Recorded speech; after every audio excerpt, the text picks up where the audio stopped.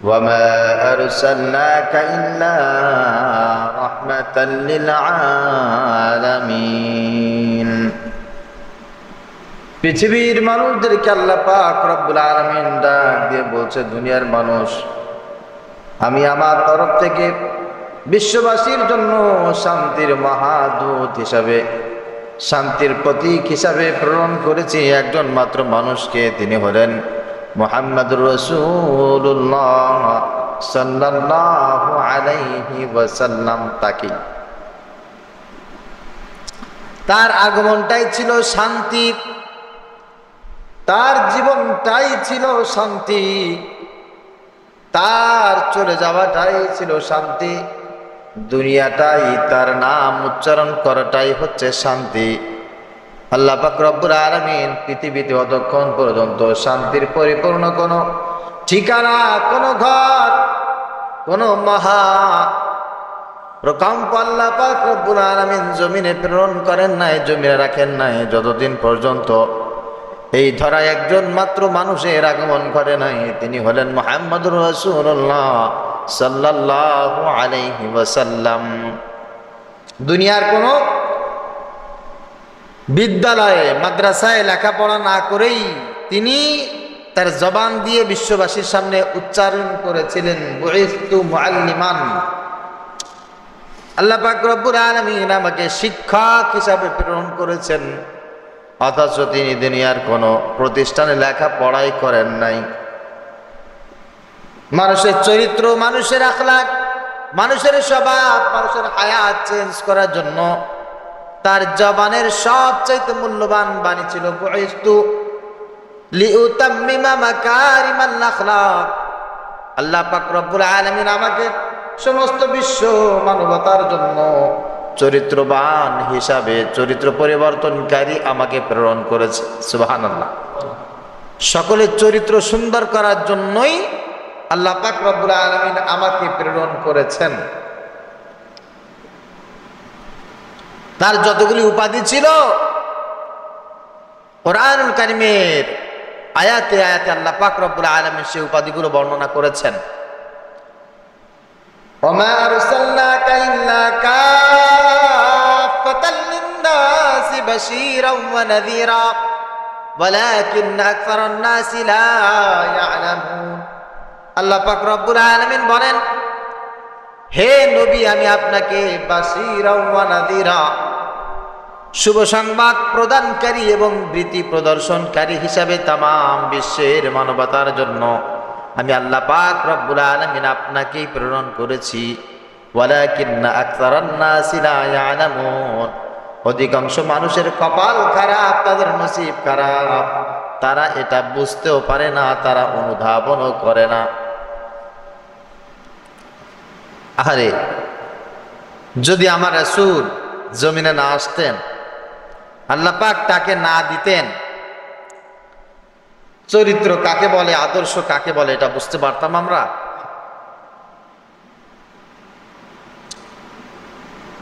আল্লাহ পাক রব্বুল আলামিন জান শানে বলেছেন, মান ইউতিউর রাসূলা ফাকাদ আতা আল্লাহ, যেই ব্যক্তি তার জীবনে আমাকে অনুসরণ করবে সে যেন আমার রাসূলকে অনুসরণ করে।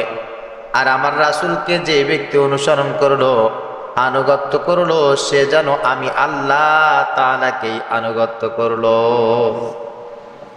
রাসূলকে অনুসরণ করা মানে আল্লাহকে অনুসরণ করা।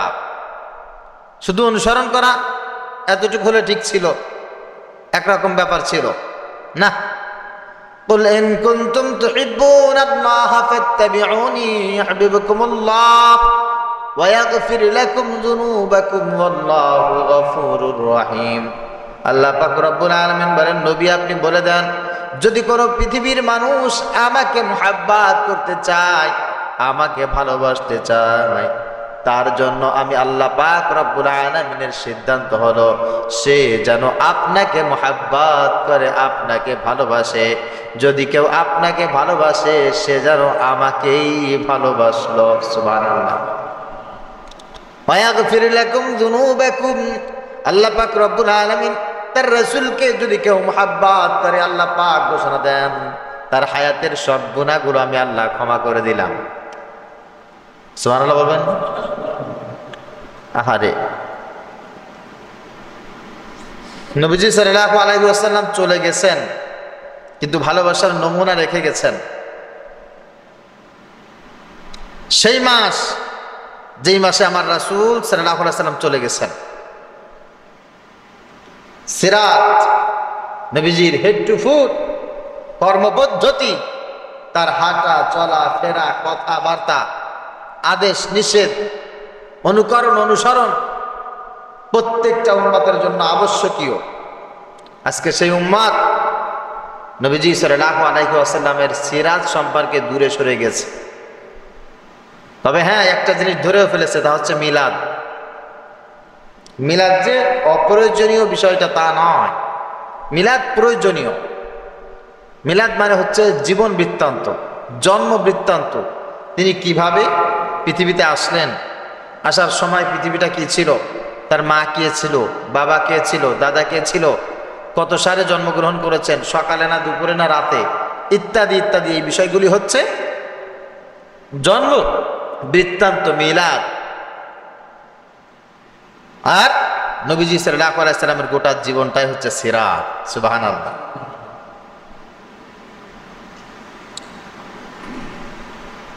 একজন মানুষ নবীজি সাল্লাল্লাহু আলাইহি ওয়াসাল্লামের কাছে আসছেন আর দুঃখ মনের ভিতরে রেখে আবার বাড়ি চলে গেছেন, এমন জীবনেও কোনোদিন হয় নাই।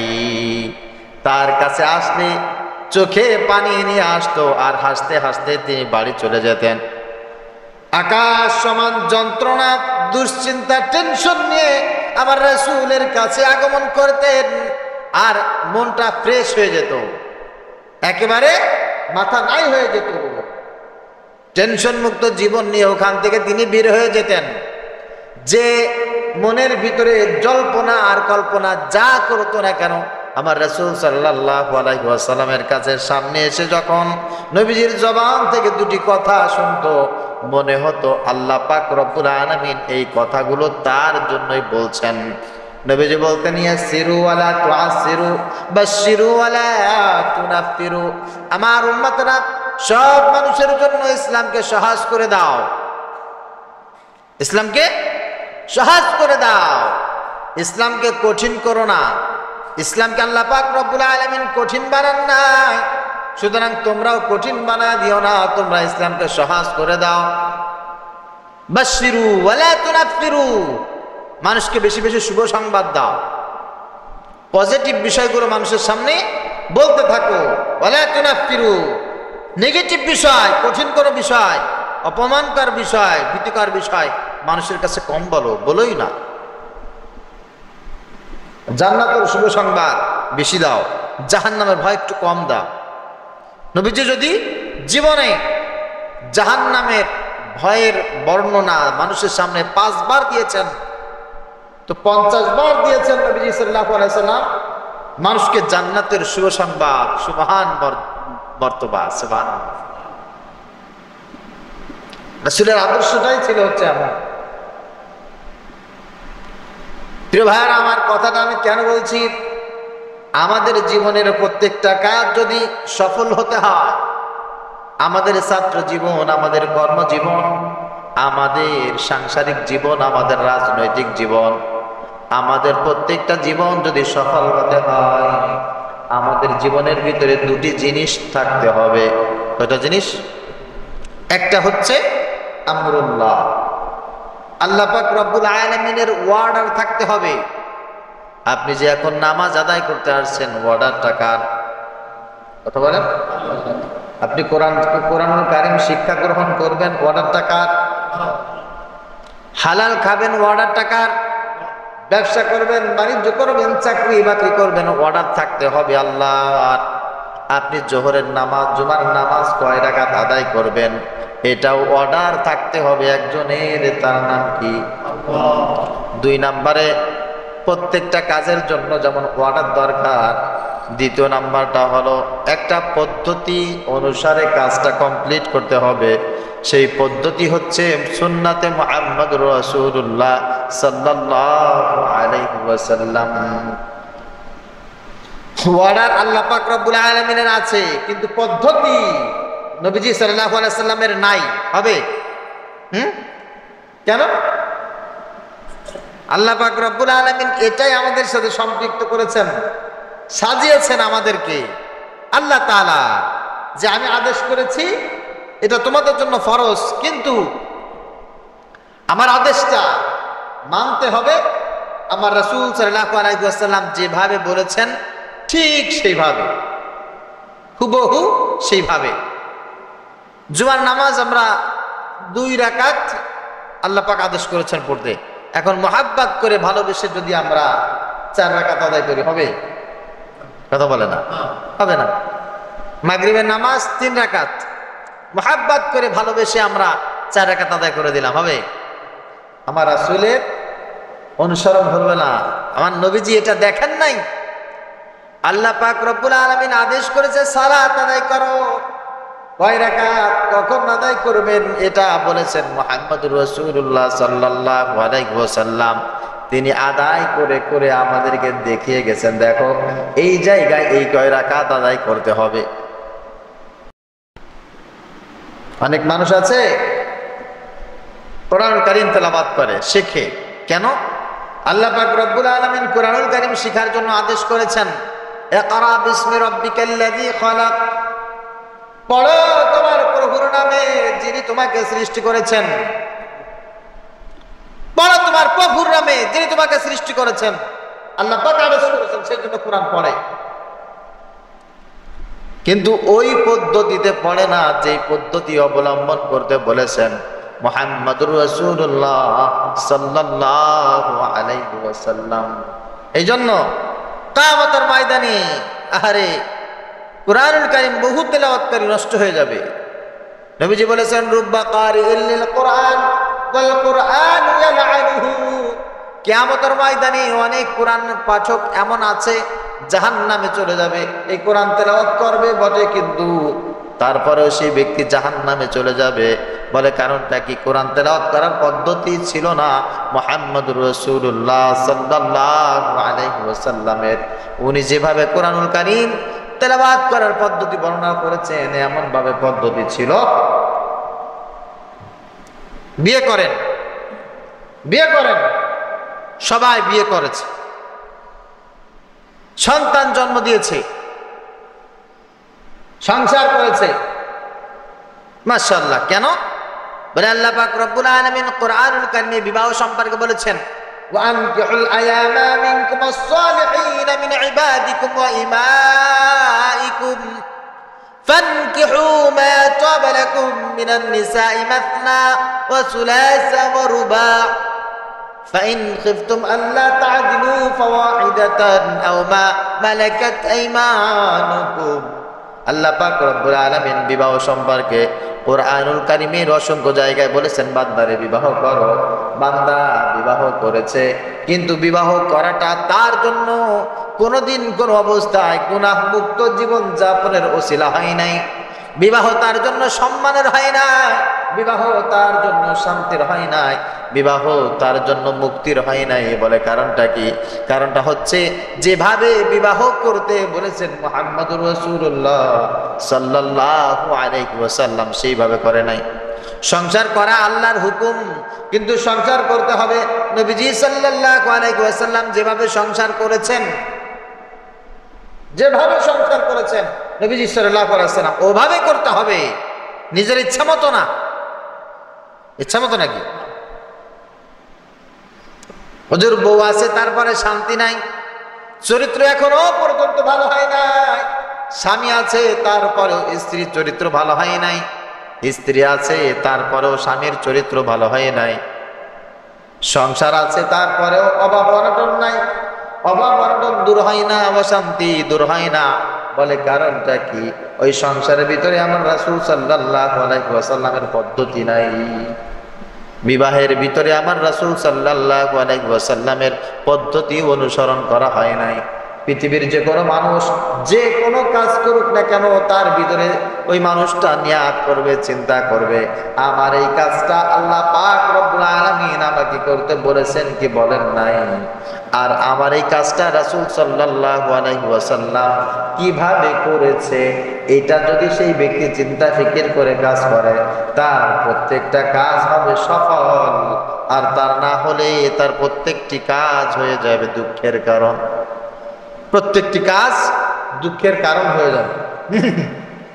এটাই হচ্ছে সিরাতের এই মাসে, রবিউল আউয়াল মাসে আমাদের সবচাইতে উৎকৃষ্ট তালিম বা শিক্ষা, যে আমার প্রত্যেকটা কাজ এভাবেই আমি করব যেভাবে করতে বলেছেন মুহাম্মদ সাল্লাল্লাহু আলাইহি ওয়াসাল্লাম। আমি কিছু উপমা দেই, কিছু উপমা আপনাদের সামনে পেশ করি। মসজিদে যখন আমরা প্রবেশ করব কোন পা দিয়ে, কেন? বলে আমার রাসূল সাল্লাল্লাহু আলাইহি ওয়াসাল্লাম ডান পা দিয়ে প্রবেশ করেছেন। মসজিদ থেকে বের হব কোন পা দিয়ে?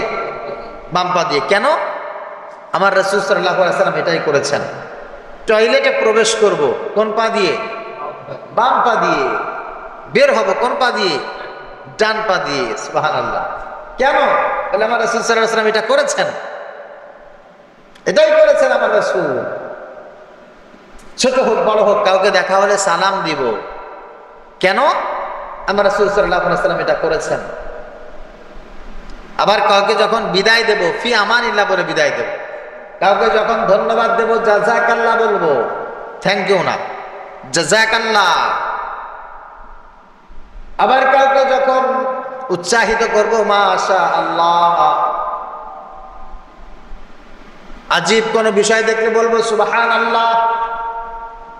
বড় চমৎকার কোন বিষয় দেখলে বলবো আল্লাহু আকবার। কেন বলবো? বলেছেন মুহাম্মদুর রাসূলুল্লাহ সাল্লাল্লাহু আলাইহি ওয়াসাল্লাম, এই কারণেই আমাকে বলতে হবে। ঘুমের আগে আল্লাহুম্মা বিসমিকা আমুতু ওয়া আহয়া বলতে হবে, কেন? আমার রাসূল বলেছেন তাই।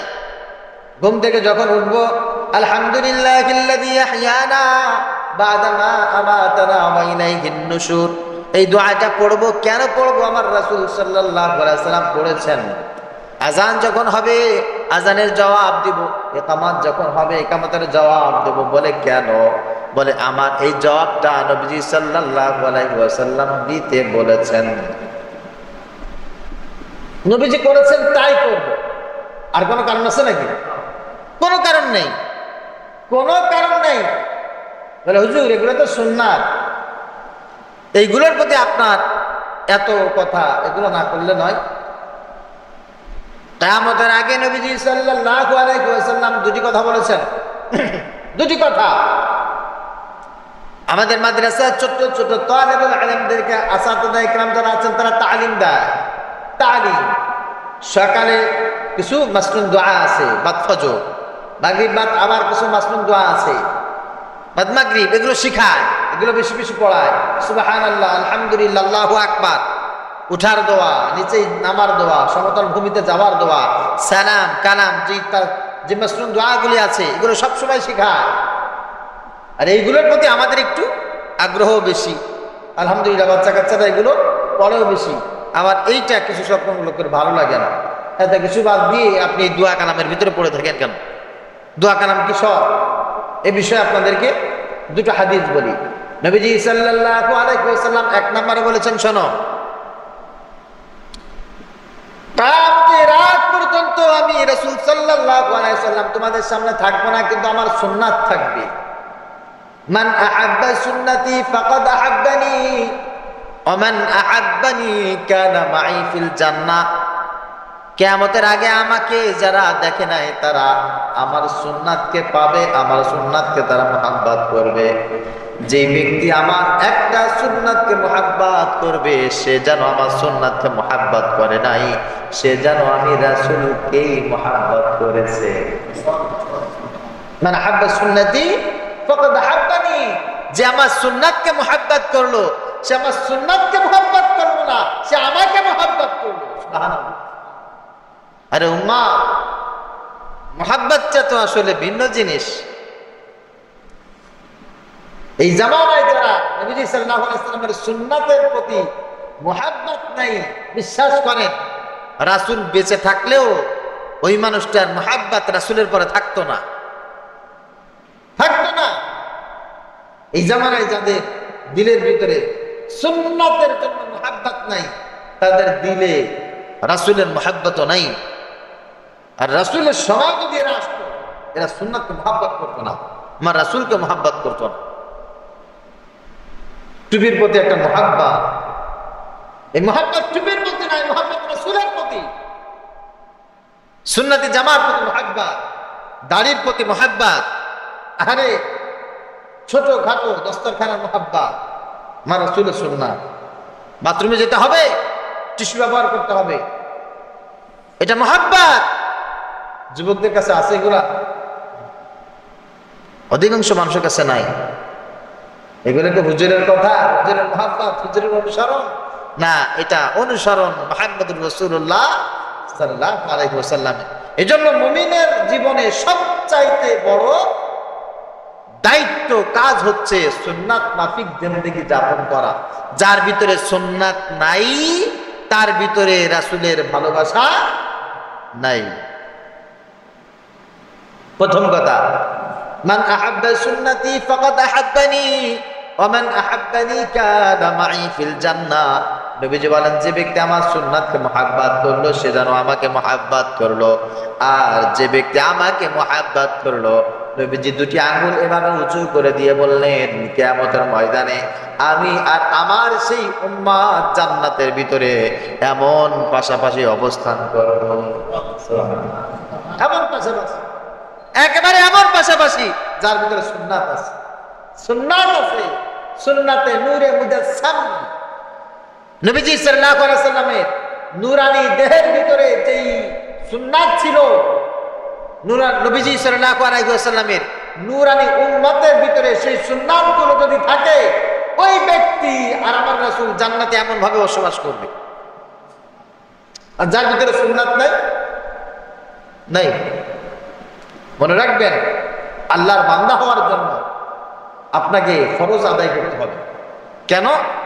ফরজ ছাড়া আল্লাহ পাক আপনাকে আল্লাহর বান্দা বলে পরিচয় দেবেন না। আর নবীজি সাল্লাল্লাহু আলাইহি ওয়াসাল্লামের উম্মত বলে দাবি করতে হলে আপনাকে সুন্নাত মানতে হবে। নবীজি সাল্লাল্লাহু আলাইহি ওয়াসাল্লামের সুন্নাত যার ভিতরে থাকবে না, ও কোনদিন নবীজি সাল্লাল্লাহু আলাইহি ওয়াসাল্লামের উম্মত বলেও রাসূলের সামনে দাঁড়াতে পারবে না। দুই নম্বরে একটা সুন্নাতের মর্যাদা কত, এমনি তো বলে ছেড়ে দিলেন। মেসওয়াক কি দরকার? ব্রাশ আছে না, বলে ছেড়ে দিয়ে দিলেন আপনি। হট স্ট্রেন্স, অদ্ভুত ব্যাপার, কোথায় ব্রাশ আর কোথায় মেসওয়াক। ব্রাশের কাজ ব্রাশ করবে, মেসওয়াকের কাজ মেসওয়াক করবে। আপনি বলে দিলেন, হুজুর এই জামানায় মেসওয়াক লাগে না, টিস্যু ব্যবহার করা লাগে না, ইত্যাদি ইত্যাদি আপনি বলে দিলেন, কিন্তু আপনি কোথায় গেলেন, কি নিয়ে মন্তব্য করলেন আপনি জানেন? আমার রাসূল সাল্লাল্লাহু আলাইহি ওয়াসাল্লাম বলেন, মান তামাসসাকা বিসুন্নতি ইনদা ফাসাদি উম্মতি ফালাহু আজরুন মিয়াতা শাহীদ। কিয়ামতের আগে যখন আমি থাকবো না, তখন আমার উম্মতের সামনে আমার সুন্নাতগুলো থাকবে। যে ব্যক্তি আমার একটা সুন্নাতকে মজবুত করে আঁকড়ে ধরে রাখবে, এই জামানায় যারা আমার সঙ্গে চলে সাহাবী হয়েছে এবং আমার সঙ্গে সাহাবী হওয়ার পর যুদ্ধে অংশগ্রহণ করে যারা শহীদ হয়ে গেছে, এমন 100 গলা কাটা শহীদের সওয়াব কিয়ামতের আগে যারা একটা সুন্নাতকে আঁকড়ে ধরবে, আল্লাহ পাক তাদেরকে সেই পরিমাণ মর্যাদা সওয়াব দান করে দেবে। একটা সুন্নাত আপনি আঁকড়ে ধরবেন, 100 গলা কাটা শহীদের সওয়াব আল্লাহ পাক আপনাকে দান করবেন, সেই মর্তবা, সেই মর্যাদা। এই জন্য নবীজি সাল্লাল্লাহু আলাইহি সাল্লামের এই বিদায়ের মাসে তার কর্মপদ্ধতিগুলো খুঁটে বের করেন, যে আমার কোন সুন্নাত যেন ছুটে যাচ্ছে, কোন সুন্নাত যেন আবার ছুটে যাচ্ছে। আরে আমি নাম বলতে পারবো না, আল্লাহর এক গোলাম, নবীজি সাল্লাল্লাহু আলাইহি সাল্লামের একজন আদরের উম্মত। উনি একটা খাবার ছিল ফিন্নি, এটার বিভিন্ন নাম আছে বিভিন্ন এলাকায়। উনি জীবনে কোনোদিন ফিন্নি খেতেন না। কথা বুঝতে পেরেছেন? কোন কোন জায়গায় আর একটা খাবারের নাম উল্লেখ করা আছে। তা খাবারের নাম যাই থাকুক না কেন, মনে করেন একটা খাবার উনি জীবনে কোনোদিন খান নাই। ওনার কাছে জিজ্ঞাসা করা হতো যে খাবারটাকে হারাম না, আপনি খাচ্ছেন না কেন বা খান না কেন? এর জবাব তিনি দিয়েছিলেন, এই খাবারটা কিভাবে খাওয়া সুন্নাত আমি জানি না, এই মাসআলা আমার জানা নাই, এই খাবারটা কিভাবে খাওয়া সুন্নাত, সেই জন্য আমি এই খাবারটা জীবনে কোনোদিন খাই না। কথা বুঝতে পেরেছেন? যে খাবারটা খাওয়া সুন্নাত, এই দায়িত্ব দাঁড়ায় যাবে। যেই খাবারটা যেইভাবে খাওয়া সুন্নাত ওইভাবেই খেতে হবে, এটা নবীজি সাল্লাল্লাহু আলাইহি ওয়াসাল্লামের তালিম, তার আদেশ, তার নিষেধ। এটা মুমিনের প্রত্যেকটি রন্ধে রন্ধে ওই অবস্থায় চলবে, ওই অবস্থায় চলবে। এখন তো সুন্নাত আমাদের কাছে বোঝা হয়ে গেছে, নাউজুবিল্লাহ। পড়েন সুন্নাতের কথা বলেন তো, যদি কোনো মুরব্বীকে আপনি সুন্নাতের কথা বলেন, ওই মুরব্বী দেখবেন আপনাকে শায়েস্তা করে দেবে। ধর্মকর্ম তুমি শুধু একা জানো না, দেশে আর কোনো হুজুর নাই, সব ধর্ম তোমার, তুমি একাই জানো, তোমার কথাই মানতে হবে, আর কারো কথা মানা লাগবে না। বহু হুজুর আছে, তোমার মতো বহু হুজুর আছে। মুরব্বীদেরকে বলে দেখেন, দাঁড়াতে পারবেন না কাছে। আর যুবকদেরকে বললে যুবকরা বলবে কি, হুজুর এইগুলো আসলে অতটা ইম্পর্টেন্ট না, অতটা গুরুত্ব আসলে এই বিষয়টা আপনি যেভাবে বলছেন এইভাবে না হুজুর। অথবা তারা বলবে, হুজুর এখনো সময় হয় নাই। প্রিয় হাজিরিন, আমি আপনাদেরকে নবীজি সাল্লাল্লাহু আলাইহি সাল্লামের সুন্নাত অনুসরণ করার জন্য, পালন করার জন্য উদ্বুদ্ধ করছি। নবীজি সাল্লাল্লাহু আলাইহি সাল্লামের জবান নিঃসৃত যেই মহা গুরুত্বপূর্ণ বাণীগুলো আছে সেগুলো আমি আপনাদেরকে বলছি। সিরাতের এই মাসে আপনি যদি নবীজি সাল্লাল্লাহু আলাইহি ওয়াসাল্লামের প্রত্যেকটি সুন্নাতের প্রতি দায়িত্ববান যত্নবান না হতে পারেন, কিয়ামতের ময়দানে শাস্তি হওয়া না হওয়া তো আছেই, দুনিয়ায় কোনো জায়গায় আপনি শান্তিতে থাকতে পারবেন না।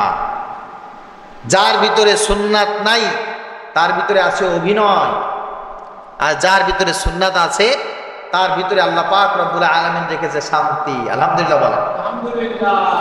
শান্তির অভিনয় তার ভিতরে, যার ভিতরে সুন্নাত নাই। আর যার ভিতরে সুন্নাত আছে আল্লাহ পাক তার ভিতরে শান্তি দান করেছেন। বলে সেটা কেমন? সেটা হচ্ছে আমাদের দেশে যারা তাবলিগ জামাতে যায়, আমাদের দেশে যারা বিভিন্ন পীরের মুরিদ, হক্কানি পীরের মুরিদ, আমাদের দেশে যারা দিন কায়েমের জন্য কাজ করে, দেখবেন এদেরকে কিছু সংখ্যক লোক বলে পাগল, উগ্রবাদী, দুনিয়ার কোনো ধ্যান খেয়াল নাই, এরকম কিছু কথা বলে না? কি দরকার আছে শুধু শুধু এগুলো করার, ওইগুলো করার, এগুলো খামোকা পাগলামি। এক কথায় বলে তারা কি? পাগলামি বলে। যেটাকে দুনিয়াদার মানুষ পাগলামি বলে, ওটাকে শান্তির প্রতীক বলেছেন মুহাম্মদ সাল্লাল্লাহু আলাইহি ওয়াসাল্লাম। একজন মানুষের সব ভালো, দেখতে শুনতে মনে করেন চোখ ভালো আছে, কান ভালো আছে, চেহারাও অনেক সুন্দর, বডি ফিটনেস অনেক সুন্দর, কিন্তু এই মানুষটার ক্যান্সার হয়ে গেছে। কি হয়েছে? ক্যান্সার হয়ে গেছে। বলেন তো এই লোকটার এই সুন্দর চেহারার কি পরিমাণ দাম? সুন্দর ড্রেস আপ এর কি পরিমাণ দাম আছে? কোনো আছে? ও মনে মনে ভাবে, আরে তোরা তো আমারে সুন্দর টুপি দেখলি, পাঞ্জাবি দেখলি, চেহারা দেখলি, কিন্তু আমার তো ক্যান্সার হয়ে গেছে, আমার ভিতরে কোনো শান্তি নাই। আরেকজন মানুষ খুব ভালো পোশাক পরতে পারে না, খুব ভালো চেহারাও সুন্দর না, আয় ইনকাম সমাজ সামাজিকতায় অত বেশি সম্মান মর্যাদাও তার না, কিন্তু আলহামদুলিল্লাহ দৈনিক ইনকাম করে, পেট পুরে খায়, আর বুক ফুলিয়ে সমাজে হাঁটে।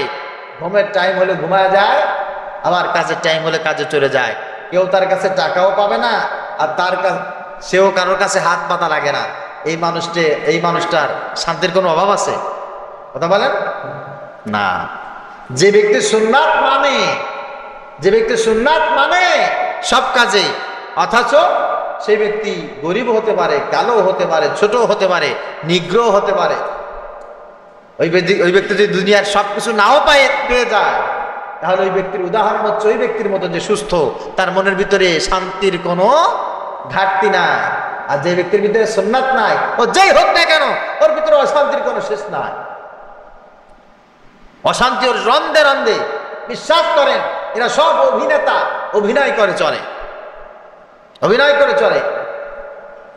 বিশেষ কোনো প্রয়োজন, আমি একটু ক্ষুদ্রভাবে আমার ব্যক্তিগত জীবনের অভিজ্ঞতা এবং মানুষের সাথে পদার্চনায় যা বুঝেছি, মানুষের বয়স যখন 40 পার হয়ে যায়, ওই সময়ও যে মানুষটা নিজের চেহারায়, নিজের বডিতে, নিজের বাড়িতে, নিজের সংসারে, নিজের কর্মস্থলে সুন্নাত দিয়ে সাজাইতে পারে নাই, ওই ব্যক্তির মতো অশান্তিতে আমি আর কাউকে দেখি না।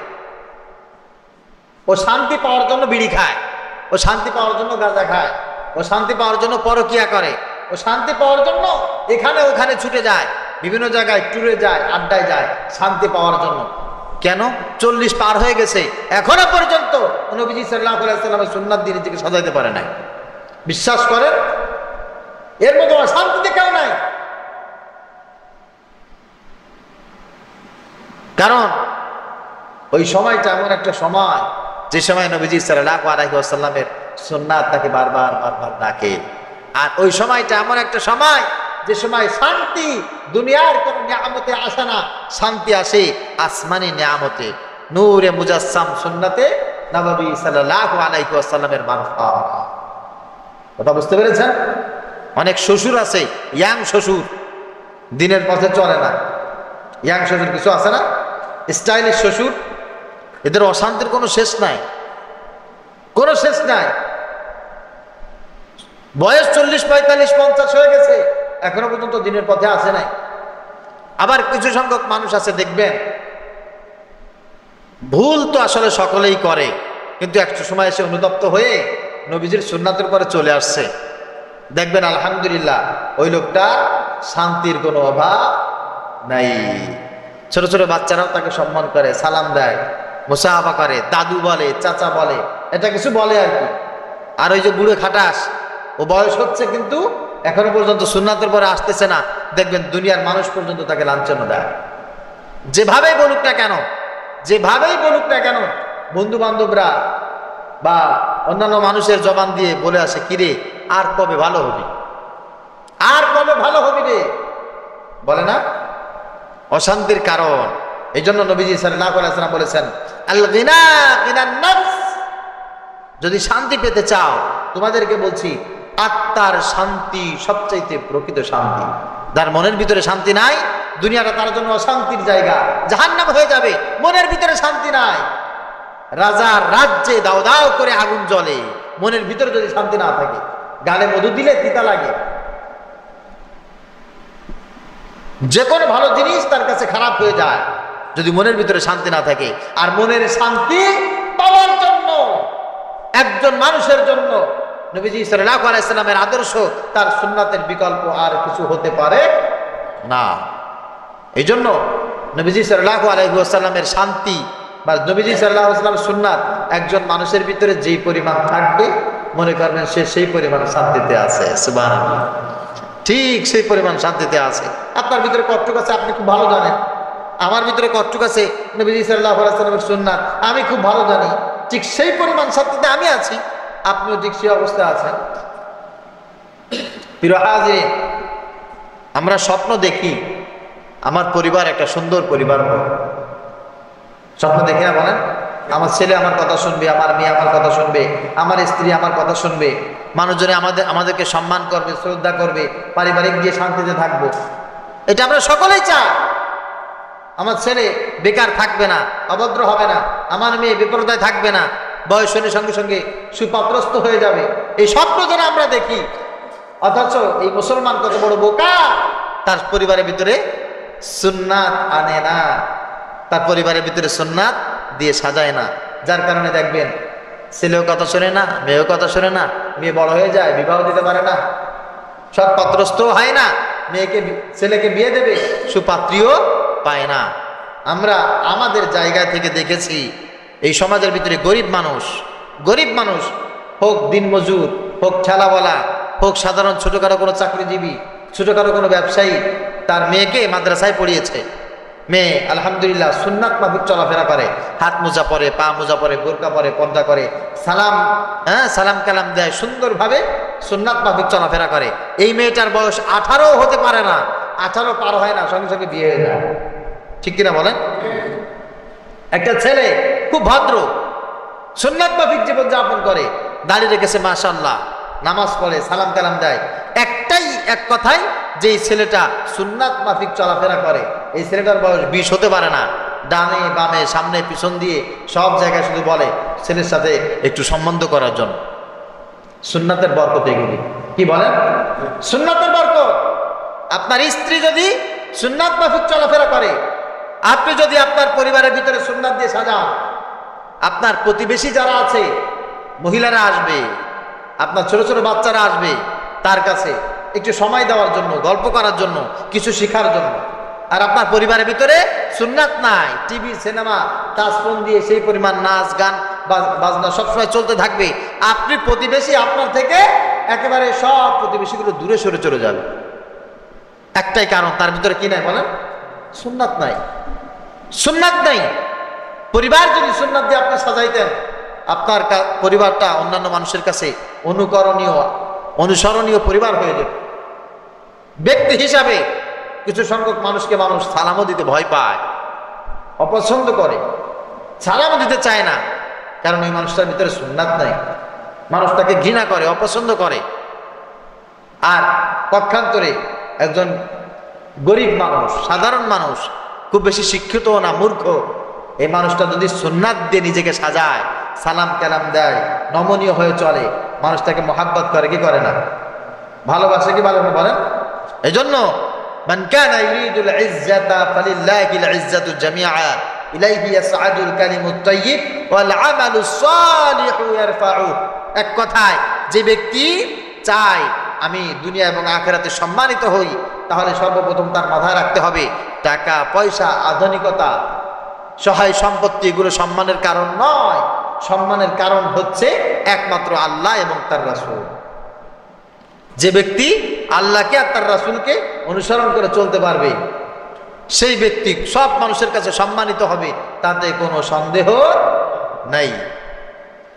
এই জন্য সিরাতুন নবী সাল্লাল্লাহু আলাইহি ওয়াসাল্লাম আমাদের সব জায়গায় আলোচনা হচ্ছে, ওয়ার্ডে ওয়ার্ডে, ইউনিয়নে ইউনিয়নে, থানায় থানায়, স্কুলে কলেজে বিশ্ববিদ্যালয় মাদ্রাসায়, জুমার দিনে সব জায়গায় সিরাত সিরাত সিরাত নবী সাল্লাল্লাহু আলাইহি ওয়াসাল্লাম এই বিষয়ে আলোচনা হচ্ছে।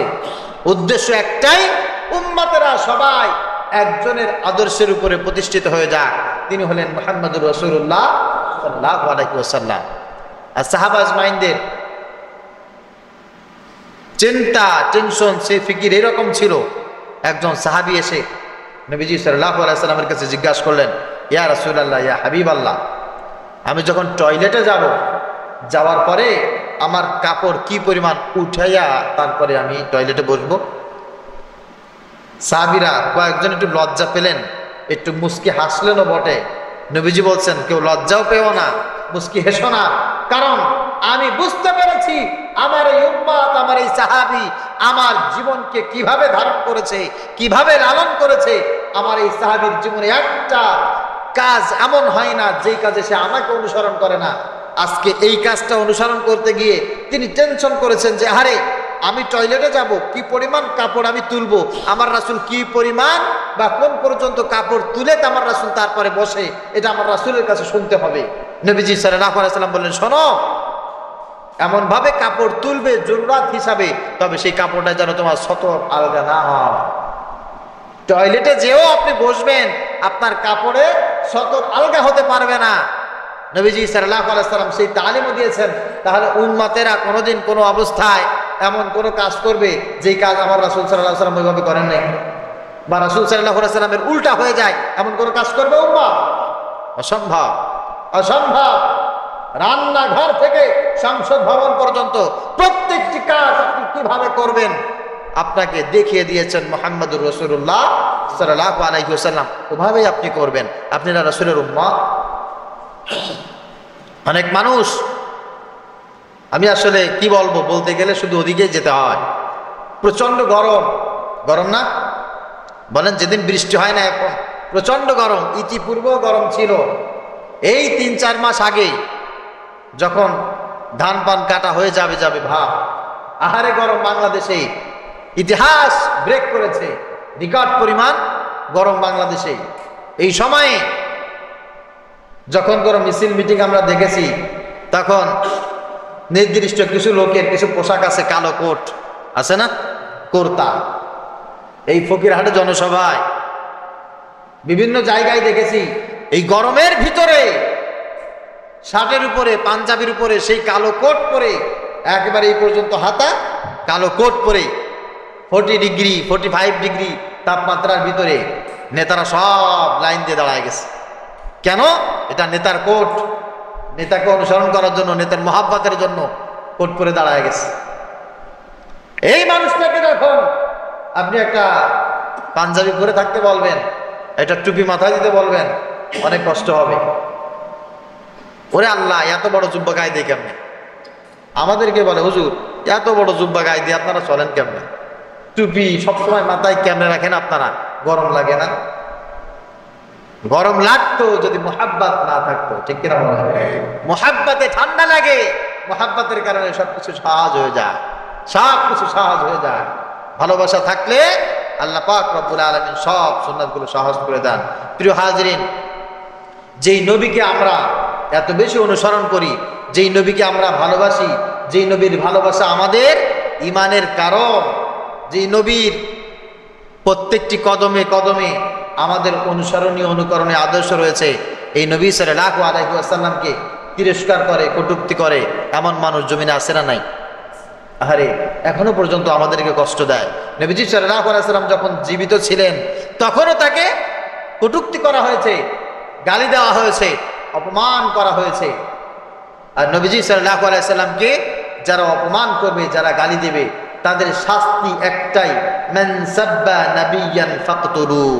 যে রাসূলকে গালি দিবে এই জমিনে তার বেঁচে থাকার কোনো অধিকার নাই, তাকে দ্বিখণ্ডিত করা, হত্যা করা, কল্লা উড়িয়ে ফেলা, এটাই হচ্ছে তার জন্য একমাত্র শাস্তি।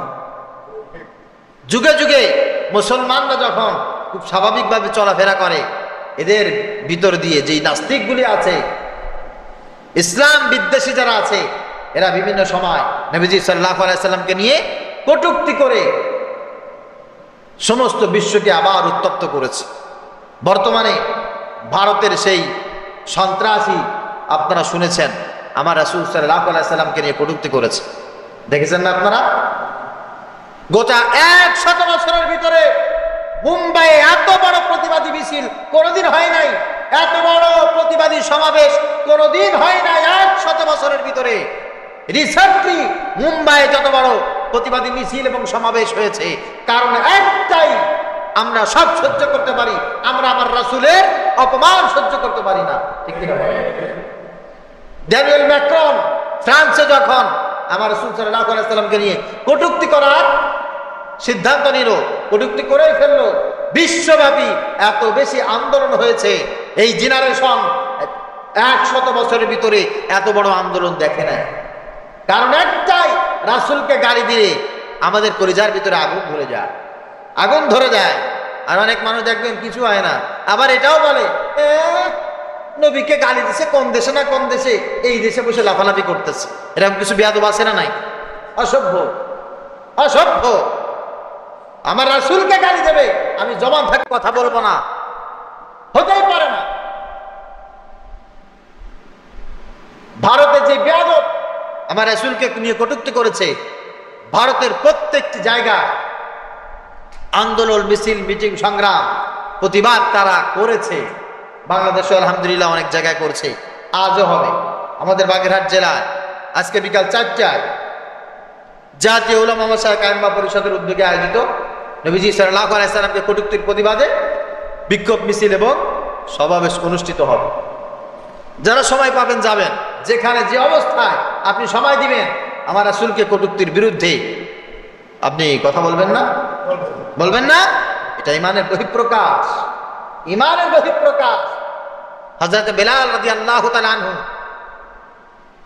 তাকে যখন মরুভূমিতে উত্তপ্ত বালির উপরে মনকে মন পাথর বুকের উপরে চাপা দিয়ে বলা হয়েছিল, তুমি আল্লাহকে ভুলে যাও, বলো যে আমি আল্লাহকে মানি না, আমি তোমাদের দেবতাকে মেনে নিলাম, এটা বললেই ছেড়ে দেব।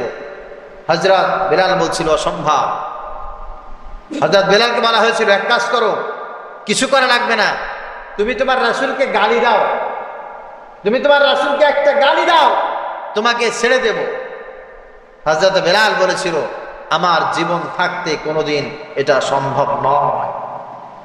আমাদের কাছে এখন যদি জিজ্ঞাসা করা হয় বিপদে আপদে মুসিবতে, অনেকে দেখবেন তাইরে নাইরে হয়ে যাবে, ঠিক কিনা বলেন? ফতোয়া দিয়ে জায়েজ করে দেবে।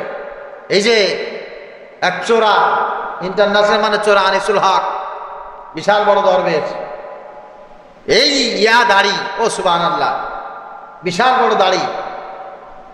শেখ হাসিনা পালায় গেল, দাড়ি কই গেছে বোঝেন নাই? দাড়ি ছিল, আর দাড়ি ক্লিন শেভ করে একেবারে ছাপ্পা হয়ে গেছে। ওই দাড়িকে আমার রাসূলের মহব্বতের দাড়ি বলে না। হযরত বেলাল রাদিয়াল্লাহু তাআলা বলেছিলেন আমি জীবিত থাকতে আমার রাসূলের শরীরের ভিতরে একটা পশমের ক্ষতি কেউ করতে চাইবে, আর আমি বেলাল চুপ করে বসে থাকবো, হতেই পারে না। আমার জীবনের বিনিময় হলেও আমি আমার রাসূলের একটা পশমের ক্ষতি আমি হতে দেব না। সিরাতের এই সময়, এই মাসে রবিউল আউয়াল মাসের বিদায়ের সময়ে আমাদেরকে এই শিক্ষায় দিতে হবে, আমাদের সন্তানদেরকে এই শিক্ষায় দিতে হবে আমাদের জীবনের সবচাইতে দামি জিনিস, সবচাইতে মূল্যবান জিনিস হচ্ছে মুহাম্মদুর রাসূলুল্লাহ সাল্লাল্লাহু আলাইহি ওয়াসাল্লাম। তার অনুকরণ, তার অনুসরণ, তার সুন্নাত আমাদের জীবনের সবচাইতে বড় লক্ষ্য। আল্লাহ পাক রব্বুল আলামিন এই শিক্ষা আমাদের প্রত্যেকটি মুসলমানকে নেওয়ার তৌফিক দান করুক, সকলে বলি আমিন। ওয়া মা তাওফিকি ইল্লা বিল্লাহ। যারা সুন্নাত পড়েন না তারা সুন্নাত পড়েন।